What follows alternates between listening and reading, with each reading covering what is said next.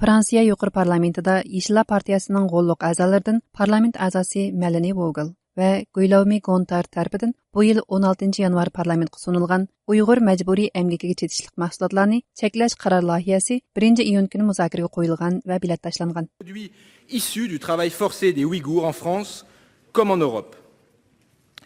Mes chers collègues, grâce à la mobilisation de tous les instants de la diaspora ouïghour, relayée notamment par notre collègue député européen Raphaël Glucksmann, mazkur qaror loyihasi bilat tashlashga qatnashgan 144 ovozning to'liq qo'llashi bilan ma'qullikdan o'tgan. Qaror loyihasida Fransiya va Yevropa bozoriga import qilingan Uyg'ur majburiy emgaki orqali ishlab chiqarilgan mahsulotlarga qarata embargo yurgizilishi kerakligi, Fransiya va Yevropada Uyg'ur majburiy emgaki orqali ishlab chiqarilgan kiyim-kechak, mashina va boshqa mahsulotlarning iste'mol qilinmasligiga kafolatlik qilinishi kerakligi o'tirg'a qo'yilgan.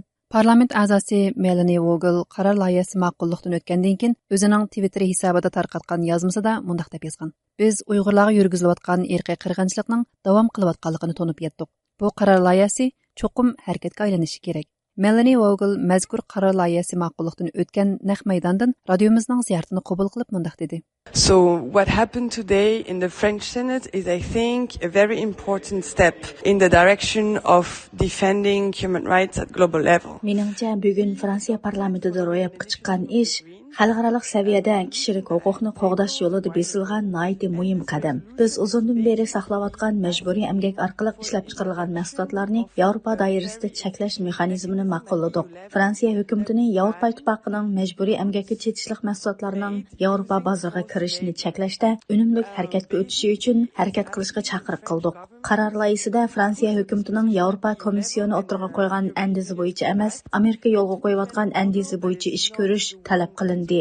Yevropa bozoriga kirgizmoqchi bo'lgan mahsulotlarning kishilik huquqni dafsanda qilganligini isbotlash mas'uliyatini kishilik huquq faoliyatchilariga emas, balki ashu mahsulotlarni kirgizmoqchi bo'lgan shirkatlarga yuklash kerak. On the companies who want to export goods on the EU market and not on human rights activists to prove that they are actually violation of human rights.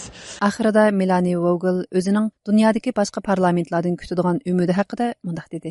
So basically what I hope now is that a lot of other national parliaments would follow this line and boshqa davlat parlamentlarining bizning bu liniyamizga agishishini, Yevropa ittifoqi doirasidagi savdo siyosatimizni qaror qiladigan hukumatlarga bizning qimmat qarashlarimizda ching turishi kerakligini ta'kidlashini umid qilaman. Siz bir tarafdan davom qilayotgan bir irqiy qirg'inchilikning borlig'ini e'tirof qilib, yana bir tarafdan bu jinoyatlarning natijasida ishlab chiqarilgan mahsulotlarni import qilishni hargizmo qabul qilmaysiz. You cannot on one side recognize that there is an ongoing genocide and on the other side accept to import products that comes from those crimes.